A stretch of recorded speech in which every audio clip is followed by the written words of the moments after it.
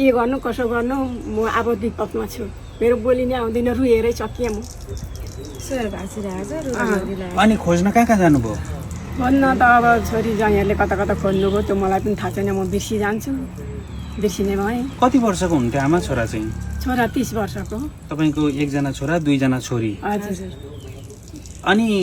केही बिमारी केही होइन छोरा होइन अनि सकुशल सकुशल 2 दिन चाहिँ उहाँ के जाति बनाउँछु अरे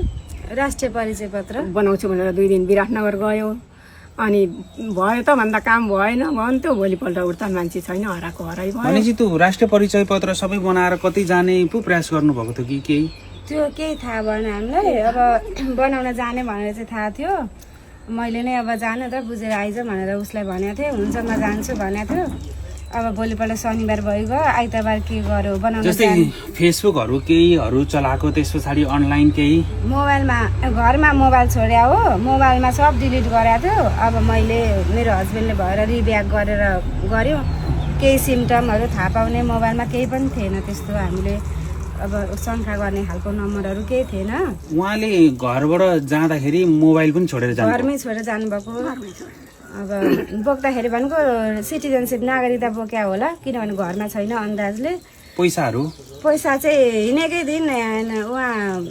नोबेल ब्याङ्कमा 5500 चाहिँ झिकेको हो त्यो उसकै मोबाइलमा मेसेज आएर थाहा भयो उसकै पैसा हो त्यो हामीलाई मतलब भएन तर ऊ जहाँ भए पनि जसरी भए पनि आमा म यहाँ छु मात्रै भन्दै अनि मलाई पुग्थ्यो तर हामी हेर आएँ कति जति सिएर आएँ कति केही पार लागेन अब के गर्नु कसो गर्नु मलाई फड्को भइरहेको छ अब मोबाइल लानु भएको छैन होला तर उहाँको फोटो हामी हाल्छौँ हैन तपाईँको छोरालाई चाहिँ तपाईँले नै बोलाउनु पर्यो अब आँखा अगाडि देखिनु भएन खोज्दा भेटिनु भएन अब हामीले आएर भिडियो बनाएको छौँ यो हप्ता मात्रै 2-3 जना हामीले भेटेका छौँ भिडियो बनाएर हाल्न नपाई बेलुका या त एकै दिनमा भेटिनु भएको छ तपाईँहरू 3 महिनादेखि यसरी छटपटेर बस्नु भएको छ कतै यही भिडियोले पनि तपाईँको छोरा भेटिनुहुन्छ ल तपाईँले नै लु छोरालाई भन्नु पर्यो घर आउनु केही कुरामा चित्त बुझेको छैन भने पनि अब मान्छेले घर त्यत्तिकै छोड्दैन अब के भएर छोड्नुभयो के भएर छोडेको कसो भएर छोडेको त्यो मलाई थाहा छैन उनले एकल फोन गरिदिएर म गरी खाँदैछु भने ठिकै छ गरी खान्न भने पनि ठिकै छ जे गरून् तर बाँचेको छ कि मरेको छ जिउँदो छ छैन पृथ्वीमा छ छैन त्यति मात्रै मलाई पत्तो लाउन मन लागेको मैले 2 बात बोली सुन्न मन लागेको अनुहार देख्न मन लागेको त्यति हो मलाई चाहिएको चाहिँ अब गरी खान्छु जागिर खान्छु भनेर हिँडेको छ भने पनि ठिकै छ तर यहाँ छुची भनिदिनु पर्यो अनुहार चाहिँ देखाएर बोलिदिनु पर्यो 2 शब्द त्यति भए मलाई पुग्यो गरी खाउन् म रोक्दिनँ छेक्दिनँ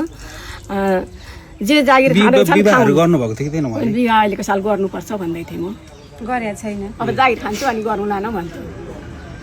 नाम भरत भण्डारी नाम चाहिँ भरत भण्डारी अब यो भिडियो जसले हेर्दै हुनुहुन्छ अब उहाँले त सायद उहाँको आमाको बोली सुनेपछि पक्कै पनि फोन चाहिँ गर्नुहुनेछ यो घरभन्दा परको खुसी सायद पृथ्वीमा कहीँ पनि छैन होला आमालाई यहाँ छटपटाएर परिवारलाई यहाँनिर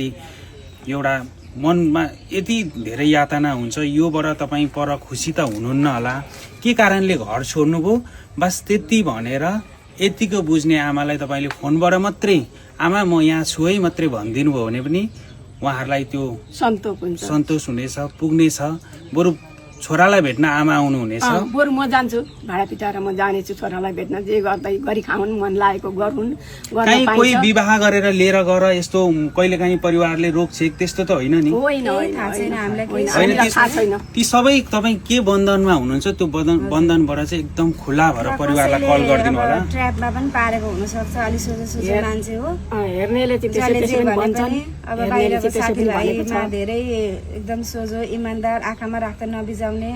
कसैको यो मान्छे यस्तो भन्ने नै होइन यो मान्छे क्या एकदम ज्ञानी कसैले ट्र्यापमा पाएर जागिरहरू यस्तो लाइन्छु भनेर लगेर फसाएर राखेको छ कि भन्ने पनि अब यस्तो मोबाइलै छोडेर गइसकेपछि उहाँले नै केही न केही प्लान बनाएर जानुभयो होला होइन अब हामीले यसमा चाहिँ कसैलाई दोष लगाउनु भन्दा पनि एकल उहाँको फोन आइदियोस् त्यति हो चाहिएको परिवारलाई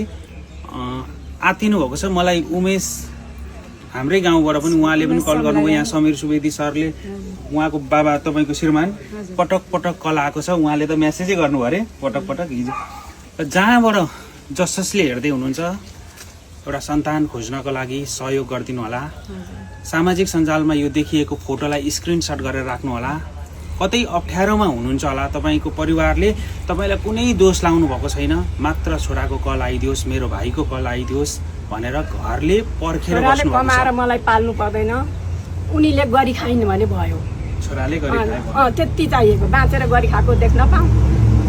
अथवा पृथ्वीमा छैनन् भने त्यही अनुसार कामकाज गर्न पाऊँ। पृथ्वीमा हुनुहुन्छ आमा, त्यस्तो ल सबैले सहयोग गरिदिनु होला। यो परिवार पीडामा छ। यो घरबाट कोही हराउँदाखेरि एउटा बाख्राको पाठै हरायो भने त मान्छे छटपटिन्छ। आमालाई सन्तान हराउँदा त्यो एउटा पीडा छ। सबैजनाले जहाँबाट हेर्दै हुनुहुन्छ, नेपालभित्रै हुनुहुन्छ होला आशा छ, नेपाल बाहिर हुनुहुन्छ भने पनि नेपाली नभएको ठाउँ कहीँ हुनुहुन्न, खोज्न सहयोग गरिदिनु होला। ल आमा हुन्छ, नआत्तिनु होला है त। मैले छिट्टै भेटेको भनेर खबर ल्याउन पाऊँ है। हुन्छ हामी जान्छौँ ल।